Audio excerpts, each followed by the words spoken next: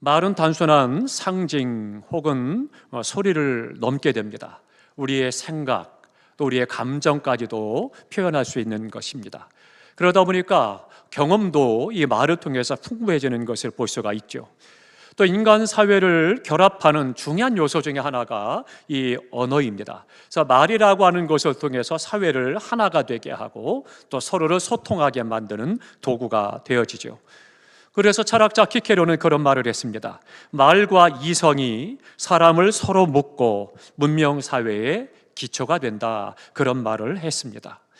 그런데 중요한 것이 있습니다. 말을 내뱉는 것 쉽습니다. 편하게 그냥 아무 말이나 할 수 있죠.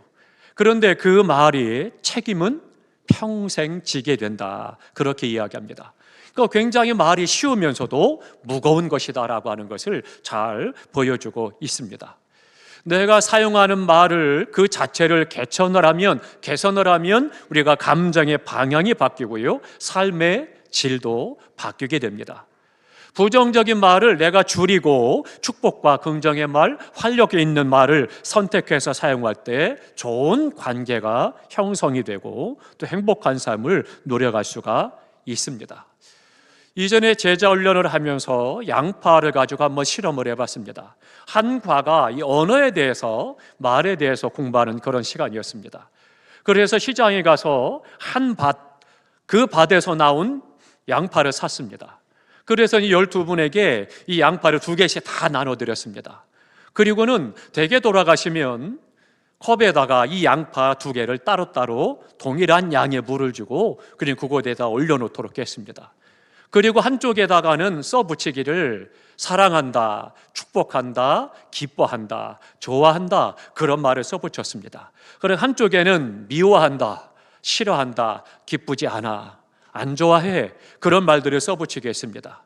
그리고 똑같은 장소, 온 식구들이 들어오고 나가는 출입구에다가 그거를 놓게 했습니다. 그리고 이제 온 식구들이 들어오고 나가면서 실험을 합니다. 그래서는 식구들이 축복하는 말을 써붙인 그 양파는 쓰다듬어가면서 내가 너를 사랑한다, 좋아한다, 축복한다, 기뻐한다 계속 그렇게 이야기했습니다. 그리고 한쪽에다가는 툭툭 쳐가면서 내가 너를 싫어해, 안 좋아해, 기뻐하지 않아, 부정적인 말, 저주하는 말을 계속 하게 했습니다. 그리고 이제 한 달이 지났습니다. 싹이 나기 시작을 했죠. 그리고 한 달이 지난 다음에 그 결과물을 다 가지고 왔습니다.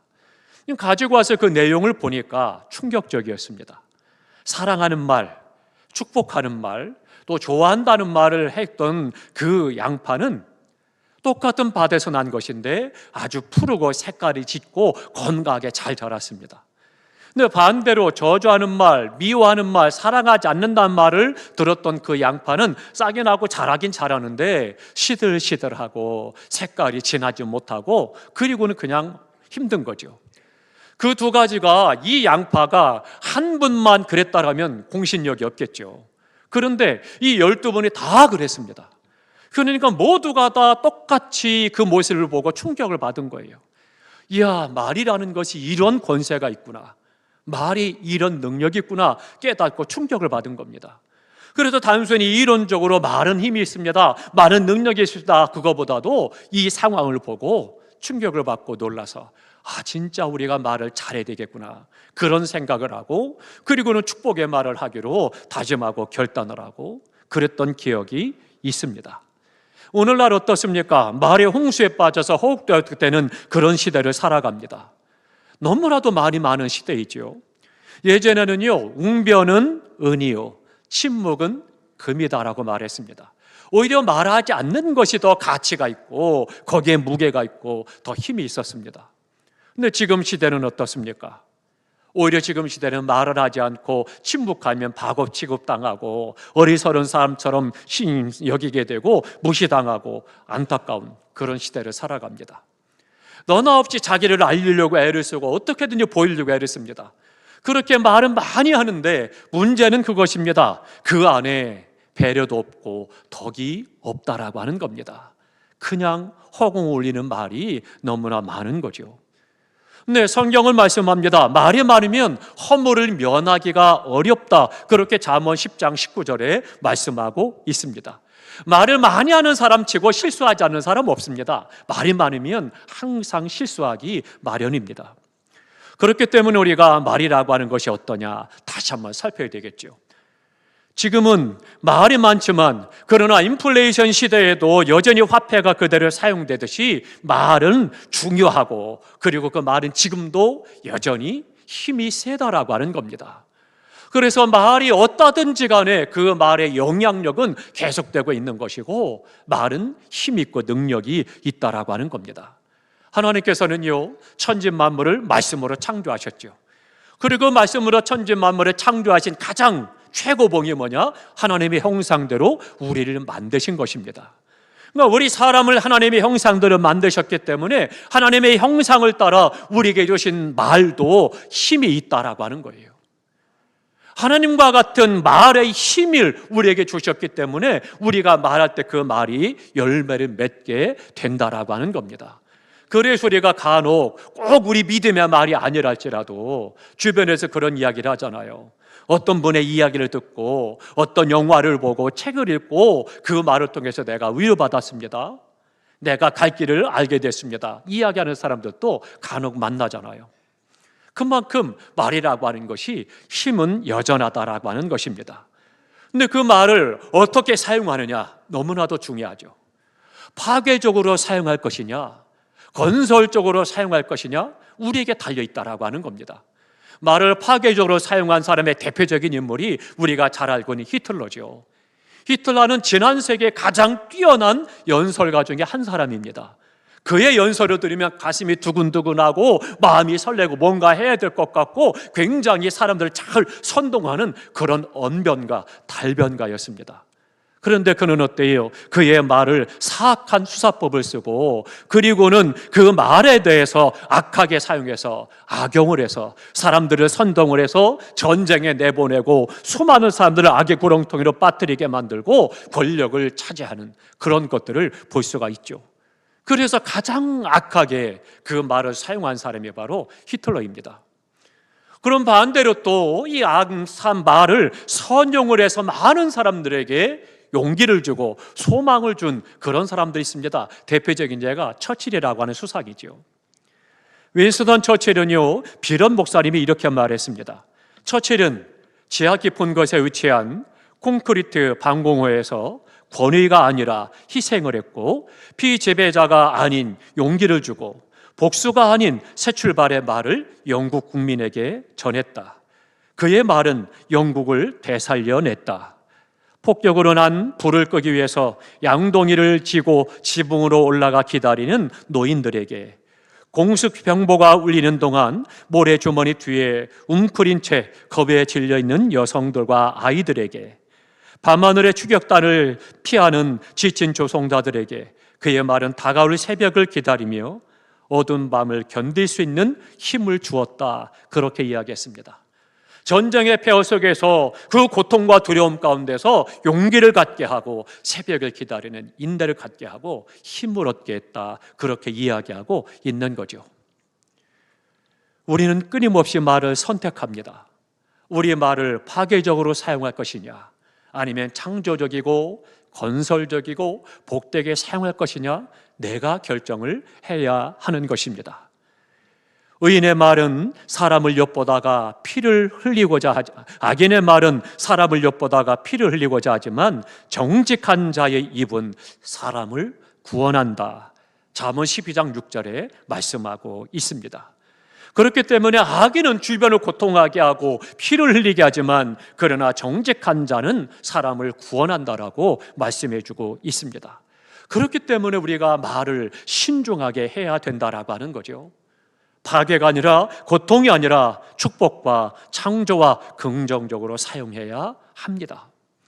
이 말에 대해서 인생을 바꾼 경우들이 많이 있습니다. 세계적인 미국의 영화사 가운데 메트로 골드윈 메이어라고 하는 영화사가 있습니다. 줄여서 MGM이라고 하는 영화사입니다. 이 MGM이라는 영화사를 이렇게 해서 만드는 영화들을 성도들이 아마 많이 보셨을 겁니다. 세계적인 그런 영화사죠. 그런데 이 영화사의 설립자가 누구냐면 이 메이어라고 하는 사람입니다.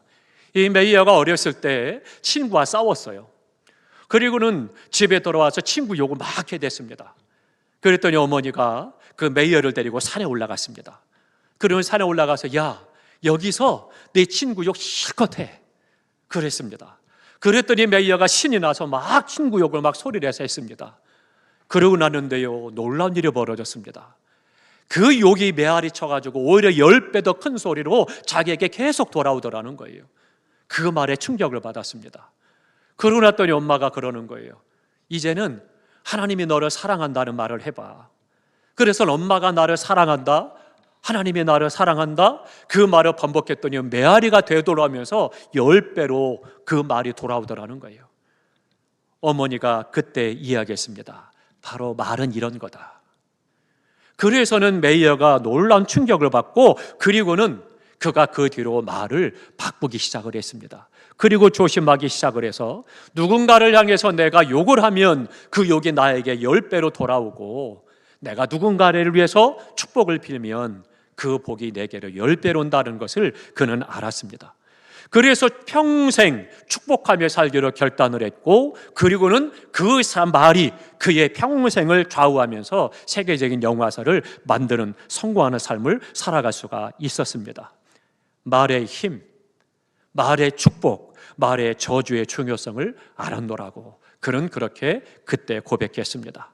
잠언 4장 24절에 말씀합니다. 구부러진 말은 내 입에서 버리고 삐뚤어진 말은 내 입술에서 멀리하라, 그렇게 말씀하고 있습니다.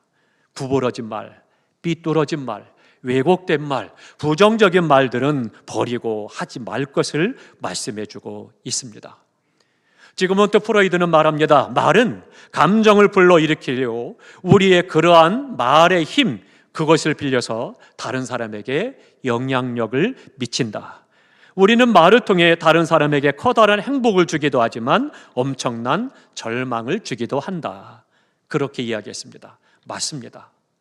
우리의 말을 통해서 나는 아무렇지도 않게 말할지 모르지만 상대방에게 절망을 주기도 하고 또한 상대방을 행복하게 하기도 합니다. 그러니까 말의 힘을 아는 사람은 당연히 어때요? 말을 조심하겠죠. 그리고 내가 어떤 말을 할 것인가 생각을 하고, 그리고 말을 살펴서 행하게 될 것입니다. 적어도 내가 하는 말에 대해서 진심을 담아야 하고, 또한 그 말한 것을 실천할 수 있어야 된다라고 하는 것입니다. 끊임없이 부연하고 변명하고 과장하고 축소하고 그런 말을 한다면 그 말은 상대방에 대해서 무시한다는 겁니다. 그러니까 누가 나를 향해서 말할 때 끊임없이 부연하고 변명하고 과장하잖아요. 그 사람은 나를 무시하는 겁니다. 나를 존중하는 것 결코 아닙니다. 반면에 솔직하고 분명하게 말한다라고 하는 것은 상대방에 대한 존중심을 갖고 있는 것입니다. 건설하는 말, 격려하는 말이 그래서 힘이 있고 중요한 것입니다. 20세기 초에 어느 주일날입니다. 크로아티아의 작은 시골 마을에서 성당이 있었는데요, 그 성당에서 미사를 드리는데 성찬 예식을 합니다. 근데 성당에서 성찬 예식을 드릴 때에는 이 복사라고 하는 아이들이, 소년들이 옆에서 신부님의 시중을 들어서 그렇게 성찬 예식을 진행합니다. 그래서는 떡그릇을 들고 잔그릇을 들고 옆에서 돕는 일을 합니다. 근데 그 가운데 요시프 브로즈라고 하는 복사 소년이 있었습니다. 근데 이 소년이니까 어찌 잘못해서 미끄러져 가지고 떡을 담고 있는 그릇이 땅에 떨어지면서 이것이 사기 그릇이라 깨졌습니다. 그랬더니 신부님이 쌀쌀 맞은 말투로 이야기합니다. 당장 여기서 나가, 더러워지 마. 그렇게 이야기했습니다. 그 시간에 이 복사 소년은 뛰쳐나갔습니다. 그리고는 정말로 그는 평생 그 이후로는 성당이 더러우지를 않았습니다. 그 소년이 자랐습니다. 장상을 하고 나중에 보니까 제2차 세계대전이 끝난 다음에 유고슬라비아를 장악한 공산 독재자가 있는데 그 독재자가 티토라는 사람입니다. 이 소년이 바로 그 티토라는 독재자가 된 거죠. 얼마나 신부의 말 한마디가 영향력이 있었습니까? 그런 반면에 비슷한 사례가 있습니다. 미국의 일리노이주의 피오리아 성당에서 똑같은 일이 있었습니다. 피터라는 복사하는 소년이 있었습니다. 어찌어찌 하다 보니까 그 소년도 떡그릇을 놓쳐서 이 그릇이 깨지고 말았습니다. 그랬더니 신부님이 미소를 띄우며 이야기합니다. 괜찮아, 언젠가 너도 나와 같은 사람이 될 거야. 그렇게 이야기했습니다. 이 소년이 살았습니다. 어떻게 됐을까요? 나중에 이 소년은 잘 자라서 로마 카톨릭 교회에서 존경받는 성직자였던 제2신 대주교가 되었습니다.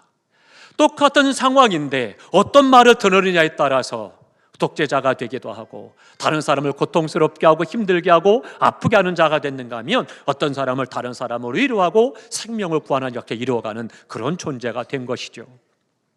우리의 말 한마디 너무나도 중요합니다.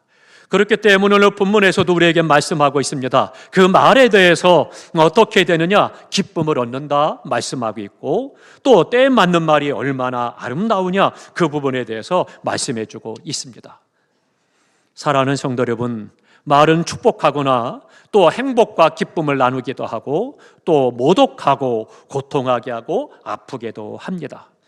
너무 아파서 죽을 것 같고 너무 고통스럽고 힘들어서 차라리 죽었으면 좋겠다 생각하는 그 사람에게 손 한번 잡아주고, 너를 위해 기도할게, 함께 손을 잡고 기도한다고 말할 때, 그 사람이 종교가 있든 없든, 기도의 능력을 믿든 안 믿든, 이 말은 그에게 힘이 되고 그에게 위로가 되고 격려가 된다라고 하는 겁니다.